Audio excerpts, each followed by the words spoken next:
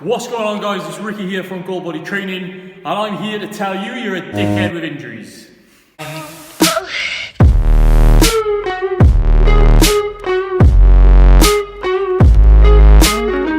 So injuries, they're a controversial topic and rightly so, because obviously so many people deal with injuries day to day, as well as the fact that there's so many different pieces of information out there, and everyone's trying to be, a physio these days and things like that. So it makes things quite difficult to deal with.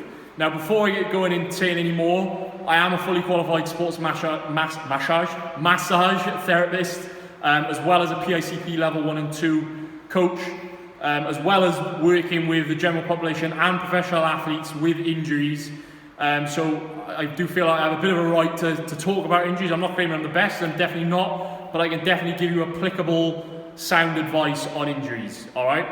So, moving forward, the number one mistake that people make when they have injuries is that they ignore that initial niggle, and that's the key thing which people miss out, and they sort of just brush off to the side. So, let's give you an example. I've hurt my shoulder, bench pressing, it could be gardening, it could be anything. It doesn't matter how you've hurt it, but you've hurt your shoulder. All right? Most people, they'll shake it off, they'll go, oh, that hurt a bit, I'll carry on, I'm a trooper. It's all about how hard you can go, right? It's how no pain, no gain. Wrong answer. But we'll go with it, right? So they do that, and then they get their niggle, they wake up, it's a little bit worse again, they're not really sure what's happened, and before they know it, that injury keeps getting worse and worse.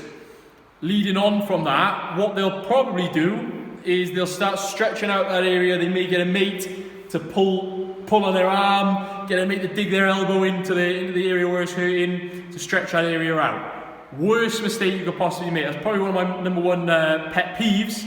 Should be on another video, my number one pet peeve, of people who are dealing with injuries is, unfortunately, a lot of people think they need to stretch that area. It's, like I said, it's the worst thing you could possibly do. Reason being, let's imagine, for example, on the shoulder, I slightly pull my pec, all right? So the muscles in here, I've pulled the pec a little bit, all right? What happens when you pull a muscle is a slight tear within the muscle, all right? Now, when you're stretching that area, so muscles, they contract, so the fibers contract together and they lengthen, all right? So they lengthen when you're stretching them. Now, imagine you've got a little tear in this fiber. You can think of it like an elastic band. The elastic band's got a little tear in it, and I pull on it. I keep pulling on it. I keep pulling on it. I keep pulling on it. That stretch, it's going to stretch, and it's going to keep getting bigger and bigger and bigger, that tear. Eventually, it'll go snap. All right, that's long term, obviously, but it can happen, and it's very, very common. So, number one piece of advice, first of all, is do not stretch that area where you've hurt. All right, do not stretch that area where you've hurt. I'll repeat that again, because it's very, very, very important. So I've told you what the worst mistake is. How are you thinking, Rick, how am I going to deal with this now? So number one piece of advice, don't do anything that hurts it. That's a simple rule of thumb. If something hurts it, do not do it. Chances are that stretch will hurt that area. All right, so if it hurts, don't do it. People think to push through things. It's not the case with injuries. So that's the first thing. Ice the area as well within the first 24 hours. That should help the inflammation come down. Now, for most people, that will resolve the injury like that. All right, they'll wake up within the next couple of days and they're fine, and they carry on as normal. But that's probably not the best idea, because the reason being is you've got an injury because there's a root cause behind it, and you need to find that root cause. And that's the biggest thing, where you need to find someone who knows what they're doing. So I hate to break it to you, you may have to spend out a little bit of money to find why you're getting injured in a certain area. Now, if this is a one-off, fair enough, that's fine. But the one-off, you might even find what that one-off reason was. So your root cause could be multiple different things. It could be as simple as on your bench press, your technique was horrendous. So if that's the case, hire a coach, look on YouTube, make sure that your technique is sound. All right, simple as that. It may be a little bit more complex than that, where like I said, you may need to invest in a coach or someone who knows what they're doing a little bit, where you have slight postural issues, to where you're, you need to fix things a little bit more long term. So a prime example with the shoulder, most people have got very rounded forward shoulders. If you imagine, your shoulder joint is a ball and socket, right? And if I tight on the one side, my joint is going to pull towards that way.